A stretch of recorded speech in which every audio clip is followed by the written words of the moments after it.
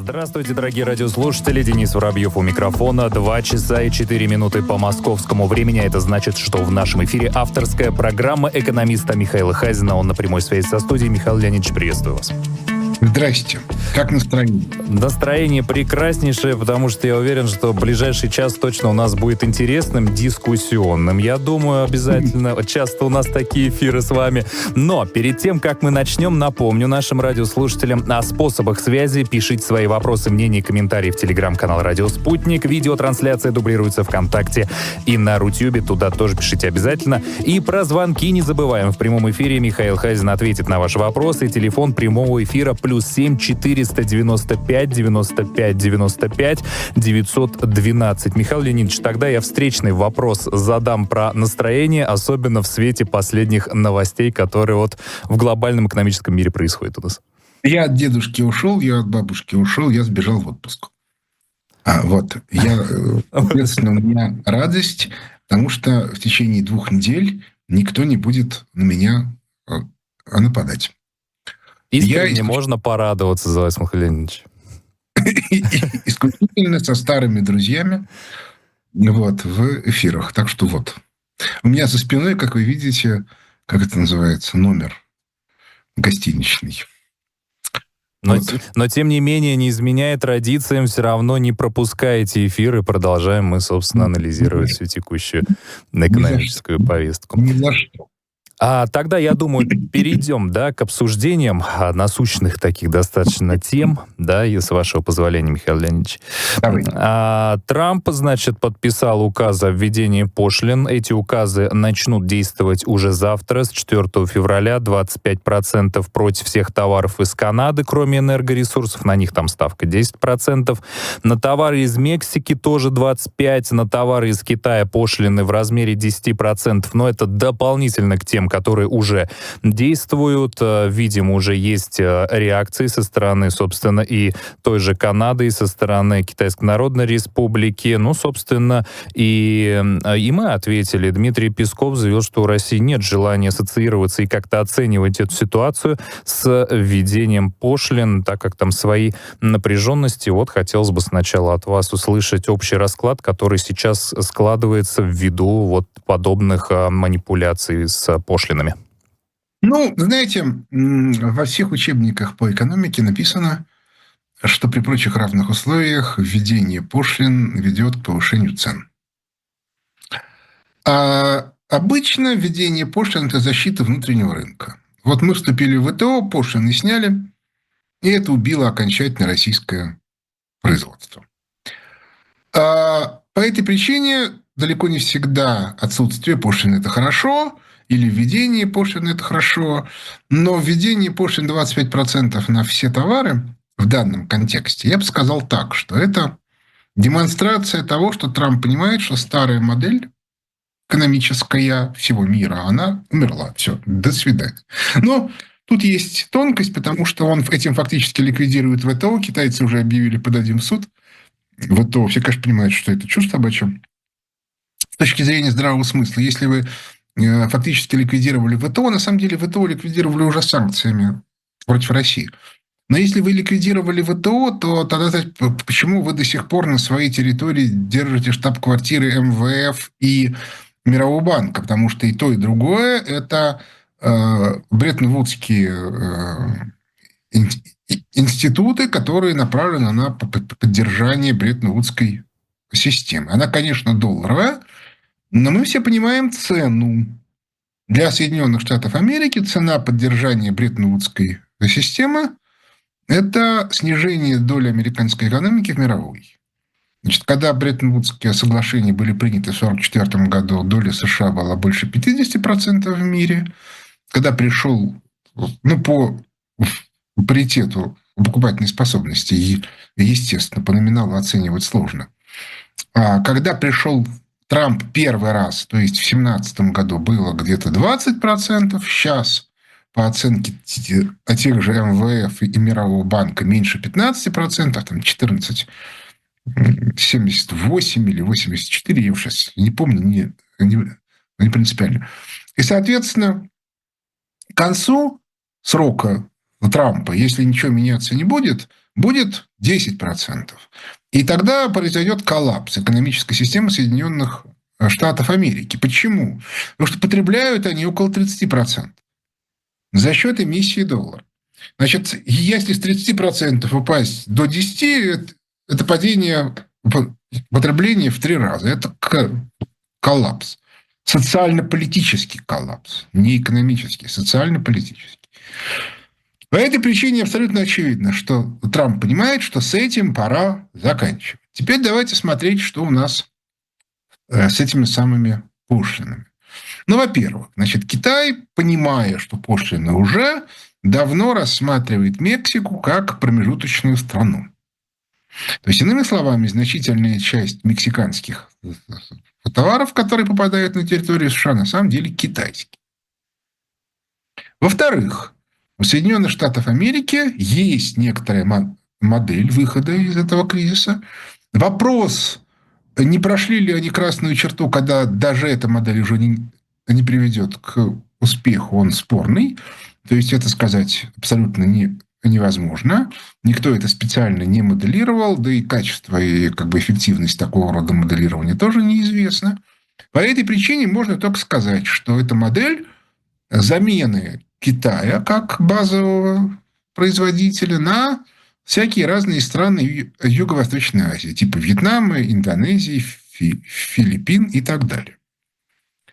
То есть, иными словами, на вьетнамские товары нет пошлин. Ага.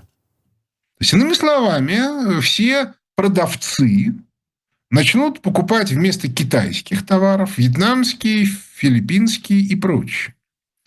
Разумеется, они не будут покупать высокотехнологичные товары, потому что их там во Вьетнаме не производят. Но тут, соответственно, будет зато конкуренция со стороны американских товаров. Потому что у противников цены сильно вырастут.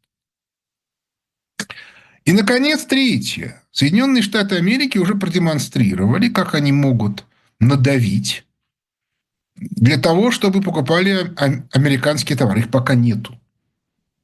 Высокотехнологичных гаджетов американских сегодня нету, или они очень сильно по цене проигрывают китайским. Если будут введены пошлины, может быть, они станут как конкурентными.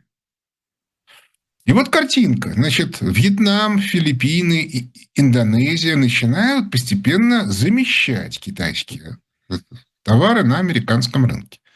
Но они же продолжают покупать китайские гаджеты. И вот тут американцы им говорят, скажем, через пару лет, ребята, и, как они сказали уже Евросоюзу, то есть это не идея, а это уже фактура.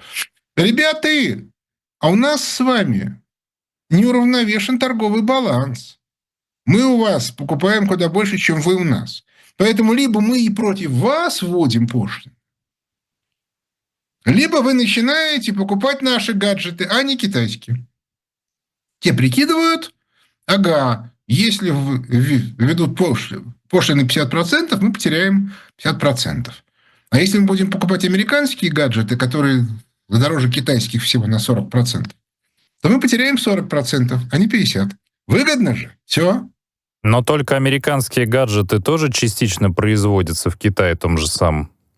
Это уже... Нет, еще раз говорю, это процесс. Ага. Это не акт. Это политика. Длинная, сложная, еще чего-то. Беда состоит в том, что американцы производят слишком мало и слишком дорого на сегодня. То есть надо менять всю. Надо менять модель производства, надо снижать разного рода нагрузки на всякую там инклюзивность, гендерность и прочие разные штучки. Надо увольнять людей, нанятых по квотам, потому что работать должны те, кто могут работать. И если выясняется, что у вас должно быть 99% работников белые люди, они должны быть белые. А если у вас должно быть 99% работников негры, они должны быть негры. Кто лучше работает, тот и должен работать.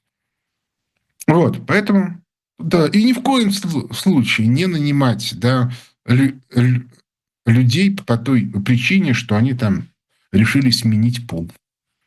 Это совсем... То есть их надо класть в дурку и лечить.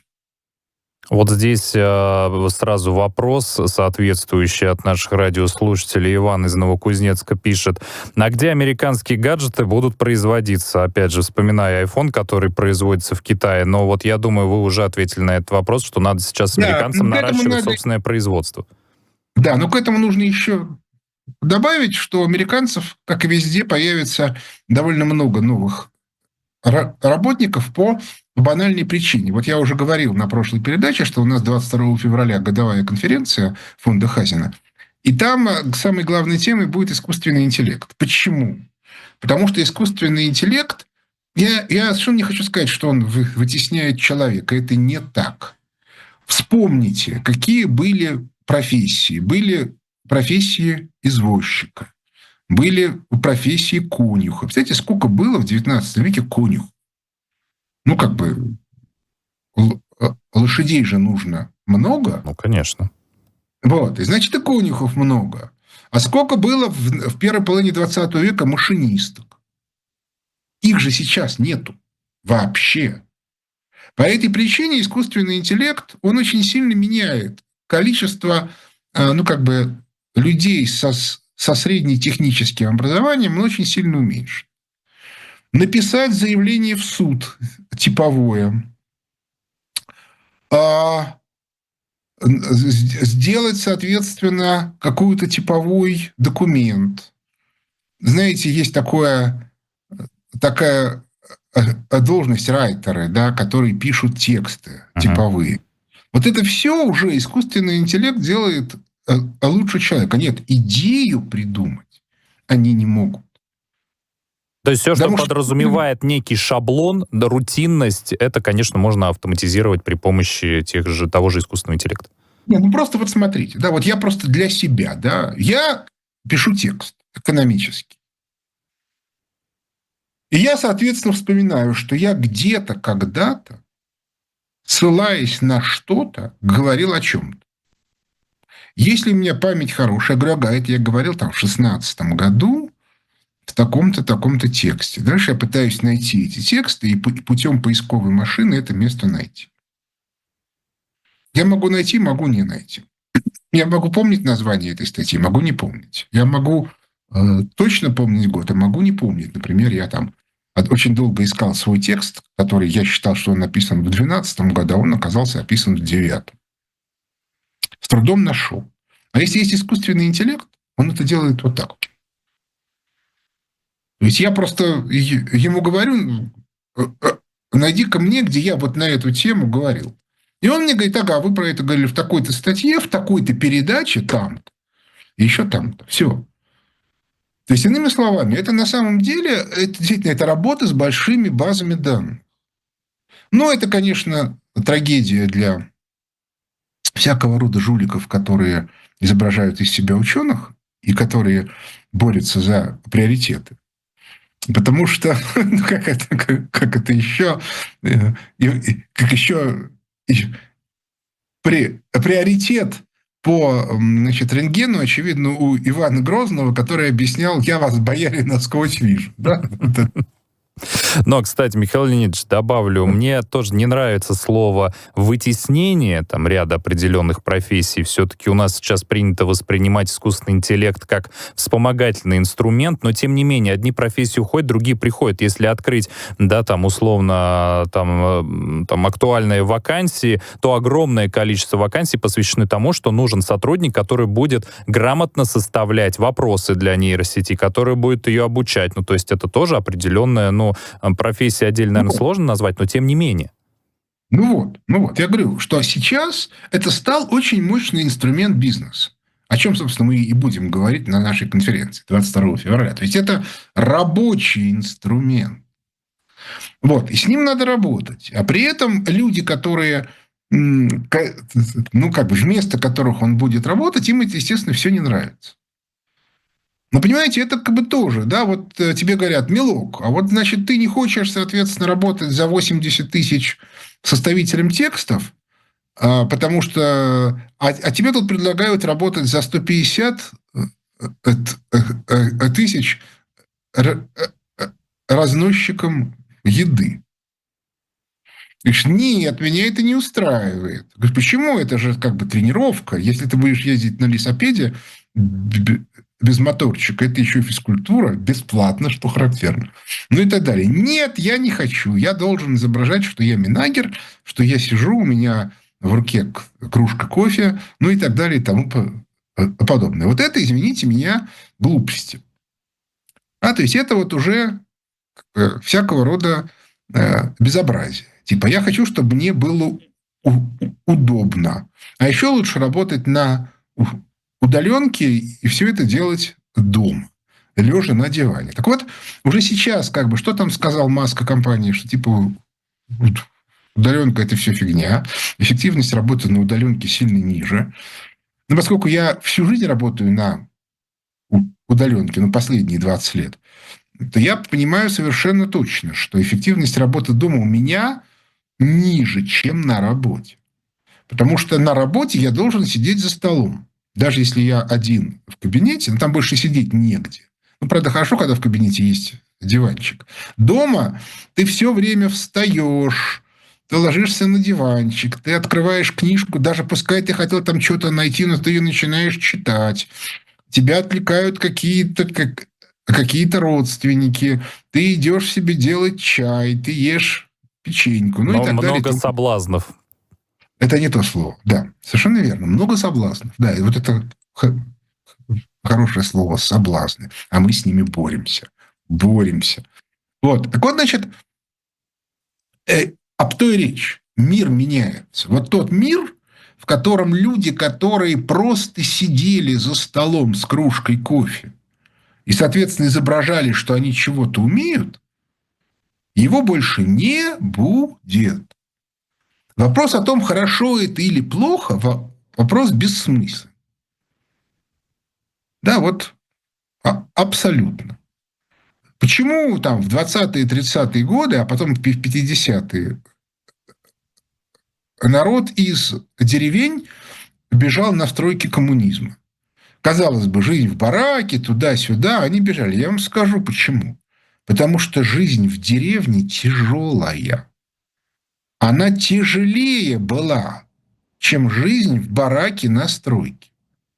Без шуток. Просто у нас такие, как это называется, нету представления о том, как на самом деле жила деревня. И как жили фермеры в Соединенных Штатах Америки. Я просто тут прочитал книжку, как она называется, я рассказывать не буду, но, в общем, это воспоминания некой барышни, которая жила в фермерской семье, а потом сбежала в город. Чем она занималась, я говорить не буду, а то нас начнут запикивать. И она там объясняет, вы себе не представляете, какое это было счастье. Потому что то, что было там, вот на земле, это был полный ужас. Вот это вот вещь, которую нужно понимать. Трамп это понял. Поняли ли мы? Я не уверен. Мы, собственно, потому и хотим на конференции рассказать про искусственный интеллект, что все эти ребята, которые, значит, у нас занимаются бизнесом, они не готовы морально менять картину. Понимаете, у меня довольно много клиентов, да, у фонда Хазина много людей, которые нас читают, людей, которые нам пишут, людей, которые приходят на консультации. Так вот, тех, кто всерьез думает о том, как менять свой бизнес, как подстраиваться, мало. Большинство людей задают один типовой вопрос. Скажите, что нам делать, чтобы как раньше мы получали прибыль, и все было хорошо. То есть они хотят типовых решений. В нынешних условиях типовых решений не будет. Потому что все меняется. Типовые решения еще бывают в состоянии долгой стабильности. Поэтому те, кто хочет жить в типовых решениях, либо все потеряют, либо сильно просядет в эффективности. Единственное, кто не просядет в в эффективности, это чиновники, ну, потому что они продают свои услуги, но при этом их будут сажать в тюрьму куда более эффективно, потому что меняются властные группировки. Ну, условно говоря, все наши чиновники родом из Клинтона. Ну, потому что это либо чиновники, которые занимались приватизацией, уже совсем пожилые, те, кого они выучили и которые сопровождали вот эти приватизированные компании их владельцев, которые помогали им за счет бюджетных преференций поддерживать рентабельность и так далее и тому подобное. Все. Это закончилось. И сейчас эти ребята, чиновники, они бегают, плачут, кричат, дайте нам 20 копеек. Вот. А их сейчас начнут сажать, потому что приходят новые, которые говорят, мы сейчас будем строить новую Россию, а вы воры. Вы Россию новую строить не хотите. Старые при этом кричат, да вы тоже хотите воровать, как мы. Говорят, да. Некоторые, да, мы хотим. И что? Но мы же новые, мы еще ничего не наворовали, у нас ничего нет. Мы чистенькие, вот беленькие, пушистенькие. Но аппетит это разное, Михаил Леонидович, если в такой категории рассуждать. Аппетиты разные, да. А новые при этом говорят, а нам вот обещали, что если мы будем воровать в 2 раза меньше, чем вы, то нас, соответственно, не посадят. И говорят, да вы ничего не понимаете. Вот мы сейчас придем на ваше место и поймем. А вас посадим. Вот, поэтому тут сейчас начнется очень жесткая такая штука. Она уже началась, собственно говоря. Если вы почитаете, что буквально последние 2-3 дня пишут в газетах, там вся эта Роснано, замминистры, туда-сюда. Сейчас это все пойдет по полной программе. Но давайте, у нас так как минутка еще остается, я озвучу позицию Китая.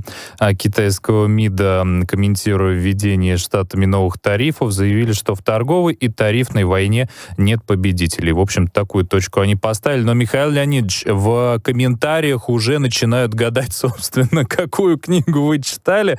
Я вот, кстати, вспоминаю Джона Стейнбека, который написал потрясающую, мне кажется, книгу «Грозди гнева», которая также была, кстати, посвящена ужасам такой вот повседневной жизни фермеров в Соединенных Штатах как раз в период Великой депрессии. Во время кризиса, да. Во время кризиса, да. Это была такая вот тотальная катастрофа, которая, и действительно тогда в США умерло 2-3 миллиона человек. В основном, конечно, фермеров и членов их семей. Вот, поэтому жизнь штука сложная. Не скажу я, какую книжку. Не скажу. Все, я понимаю, что... Не буду допытывать вас. Должны повышать интерес. Однозначно. Михаил Леонидович, сейчас у нас небольшой перерыв на новости. Вернемся в студию, продолжим через пару минут. Мы продолжаем авторскую программу экономиста Михаила Хазина. Михаил Леонидович, как всегда, на прямой связи с нашей студией. Собственно, я хочу напомнить нашим радиослушателям о том, что мы принимаем звонки. Ваши вопросы обязательно задавайте. Номер телефона прямого эфира +7 495 95 95 912. Ну, а мы, собственно, продолжаем. Михаил Леонидович, такой вот вопрос. Знаете, я очень активно следил за ситуацией на фондовом рынке в течение, с начала специальной военной операции, и складывается ощущение, что вот наш агропромышленный комплекс более стойко перенес всю эту историю с санкциями, и вот сейчас мы видим, что производители удобрений в Европейском Союзе выступают за увеличение пошлин на российскую продукцию аналогичного типа. Прав ли я или ошибаюсь? Вот хотелось бы сначала с общих таких тезисов начать разговор. Давайте я последнюю сделаю вещь. Я просто пока был перерыв, читал чат закрытого канала. Там был хороший пример. Есть сейчас такая профессия клининг-менеджер. Ой, Михаил Леонидович, вот пока не начали, свой рассказ, звоночек у нас есть от радиослушателей уже, да. Представьтесь, пожалуйста, скажите, откуда вы? Антон, Санкт-Петербург. Антон, задавайте вопрос, пожалуйста. Такой вопрос сейчас очень активно обсуждает искусственный интеллект. Есть немножко такая информация, что по факту самого интеллекта искусственного нет. И мне вот такой вопрос, как считает товарищ Хазин, когда, собственно, возможен следующий перезапуск искусственного интеллекта вообще в мире? Спасибо. Давайте я расскажу байку, тем более она тоже касается искусственного интеллекта. Давайте. Так вот, значит, клининг-менеджер или в переводе уборщица. А есть руководитель группы клининг-менеджеров, у которого есть бюджет.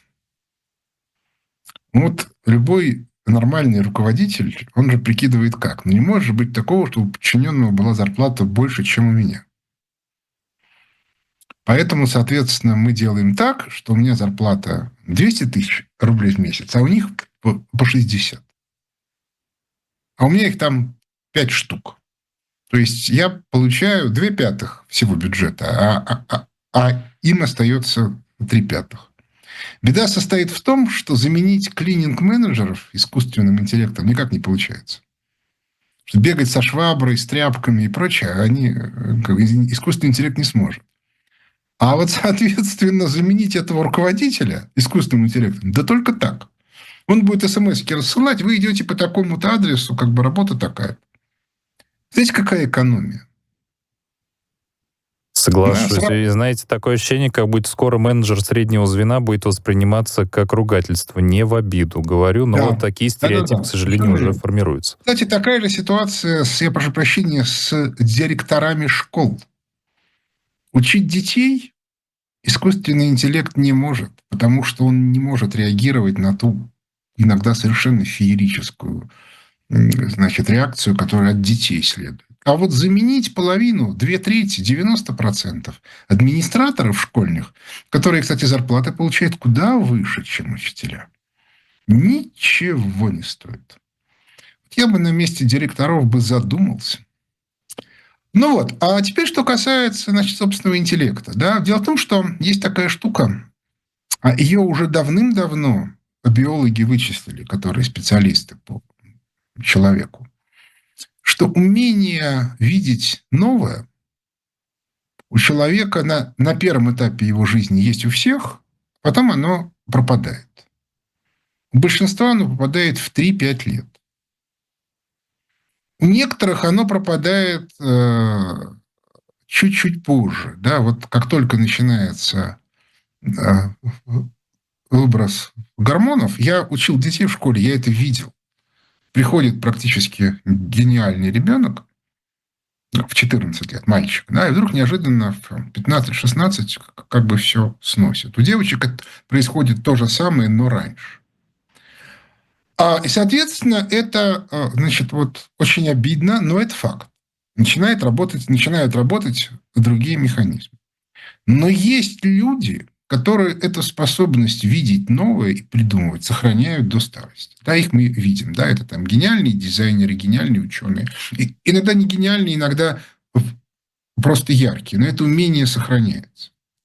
Вот давайте смотреть правде в глаза. Если у вас там, в 4 года это свойство потеряно, и вы не ходите, вы пытаетесь заниматься интеллектуальным трудом, то вас почти наверняка можно заменить искусственным интеллектом. Если вы занимаетесь трудом, который требует работы руками, то может оказаться, что это в принципе невозможно.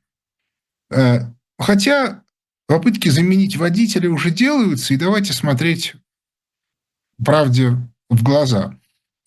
На самом деле уже можно заменить водителя искусственным интеллектом. Там проблема исключительно в квалификации юридической ответственности. Да, тем более, соглашусь, уже эксперименты такие в Подмосковье были. Прошу прощения, что прерываю, Михаил Леонидович. У нас еще один звоночек есть, ответим? Давайте. Здравствуйте, вы в эфире, да, представьтесь, пожалуйста, откуда вы? Александр, Санкт-Петербург. Александр, задавайте свой вопрос, пожалуйста. Скажите, вот такие фантазии. Трамп хочет присоединить Канаду, Гренландию.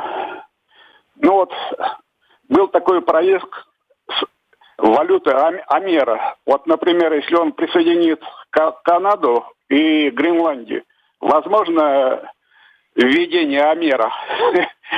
Ну, как фантазия такая, да. Спасибо. Как фантазию, да. То есть это, ну, скажем так, для того, чтобы говорить об Амера, вы должны предъявить экономическую модель, в которой эта Амера действует. Пока никто эту модель не предъявляет. Вот обратите внимание, мы с вами говорили, Китай подает в суд ВТО на Соединенные Штаты Америки. Смысл в этом есть только в одном единственном случае. Если Китай понимает и считает, что старая модель вернется, тогда этот суд должен принять решение в его пользу. А если нет, это бессмыслица. Потому что в новой модели не будет ни ВТО, ни суда. Пока никто не понимает, какую модель хочет Трамп. Если он хочет модель валютных зон, которую мы с Андреем Кобяковым, да и, собственно, с Олегом Григорьевым, ныне покойным, предложили еще в начале 2000-х, ну вот наша с Андреем Кобяковым книжка «Закат империи доллара и конец Пакс Американо» вышла в 2003 году. И там фактически мы рассказываем, как должны быть устроены эти валютные зоны.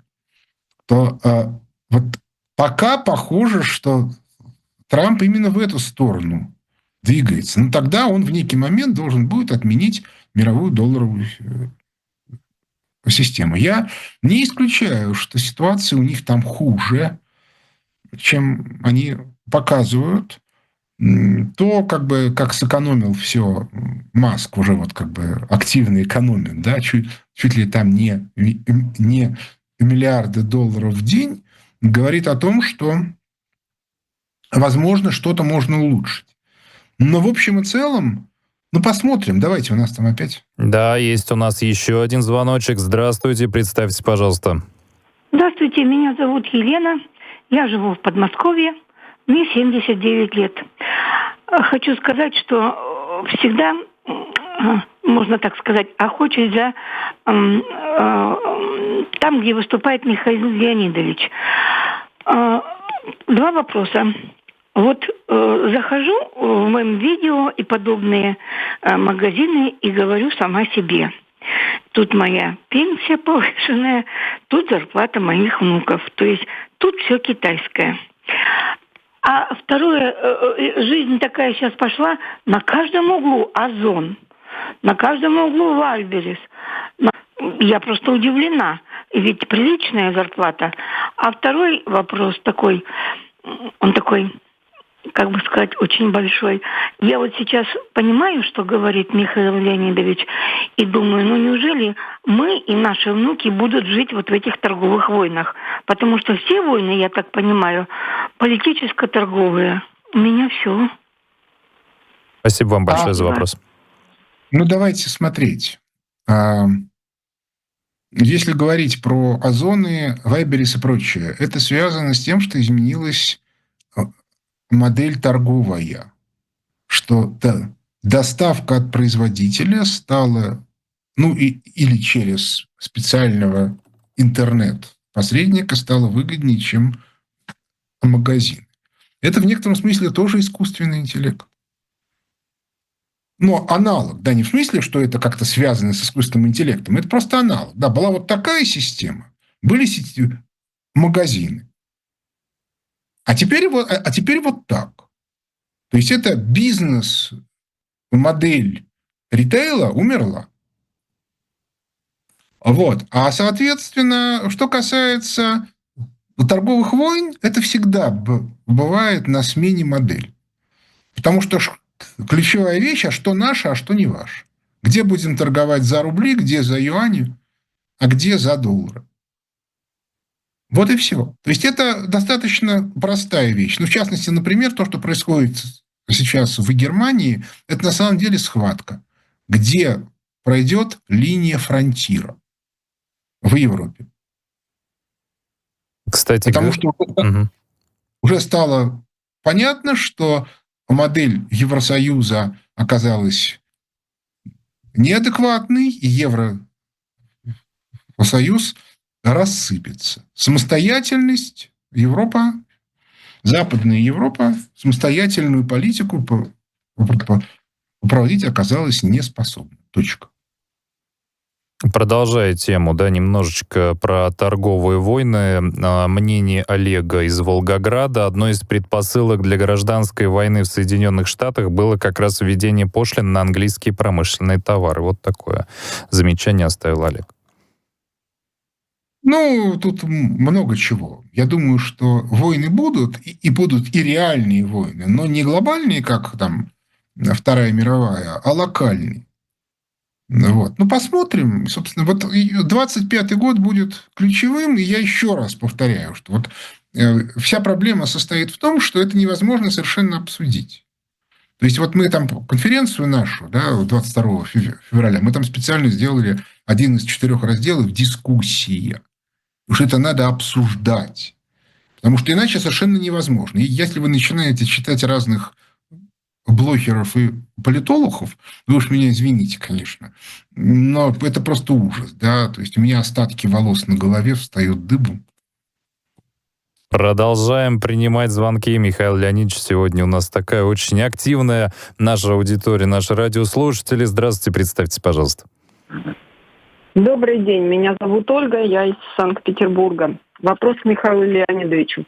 Сначала, хотелось выразить огромную благодарность за его просветительскую работу, потому что, постоянно слушая его, хоть что-то укладывается в голове и становится понятно, что происходит в нашем мире. Спасибо большое. Спасибо, Радио «Спутник», за вашу активную работу и хорошую гражданскую позицию.